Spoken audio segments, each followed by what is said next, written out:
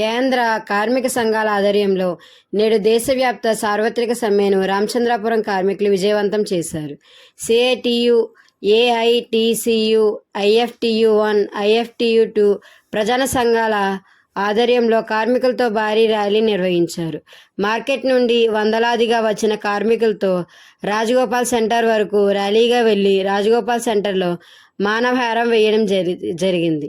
ఈ సమ్మెను ఉద్దేశించి ఏఐటియుసి జిల్లా అధ్యక్షులు ఉండవెల్లి గోపాల్, సిఐటియు జిల్లా ప్రధాన కార్యదర్శి నూకల బలరాం మాట్లాడుతూ 4 లేబర్ కోడ్లను రద్దు చేయాలని, కార్మికులకు కనీస వేతనం 26,000 ఇవ్వాలని, పెట్రోల్, డీజిల్, గ్యాస్ నిత్యావసర ధరలు తగ్గించాలని, రైతు పండించే అన్ని రకాల పంటలకు గిట్టుబాటు ధరలకు చట్టం చేయాలని, కేంద్ర ప్రభుత్వం కార్మికులకు బానిసలుగా మార్చే చట్టాలను తీసుకొచ్చి కార్మికులకు అన్యాయం చేస్తుందన్నారు. స్కీమ్ వర్కర్లకు కనీస వేతనం అమలు చేయాలని, భవన నిర్మాణ కార్మికులకు సంక్షేమ బోర్డు ఏర్పాటు చేయాలని, డ్రైవర్లకు ఉడతాలు బిగించే భారత న్యాయ సంహిత చట్టం సెక్షన్ రద్దు చేయాలని డిమాండ్ చేశారు. మున్సిపల్ కార్మికుల రెగ్యులర్ చేయాలని, ట్రాన్స్పోర్ట్, ఆటో డ్రైవర్లకు సంక్షేమ బోర్డు ఏర్పాటు చేయాలని, కాంట్రాక్ట్ అవుట్ స్కోరింగ్ ఉద్యోగులకు పర్మనెంట్ చేయాలని, 8 గంటల పని విధానాన్ని అమలు చేయాలని, ఉద్యోగ భద్రత కల్పించాలని ప్రభుత్వాన్ని డిమాండ్ చేశారు.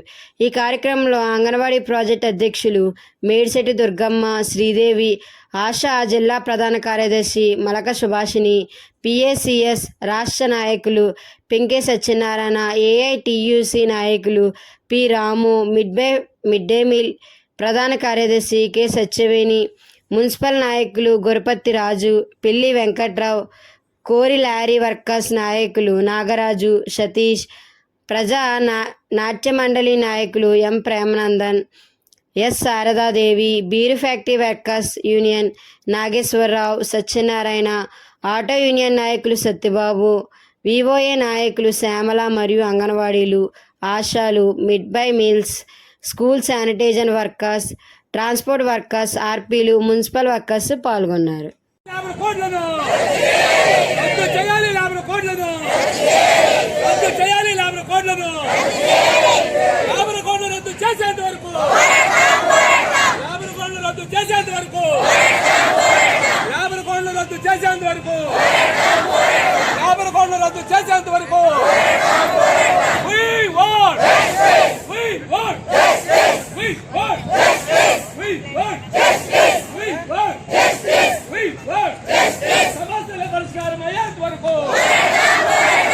సమస్యల పరిష్కారం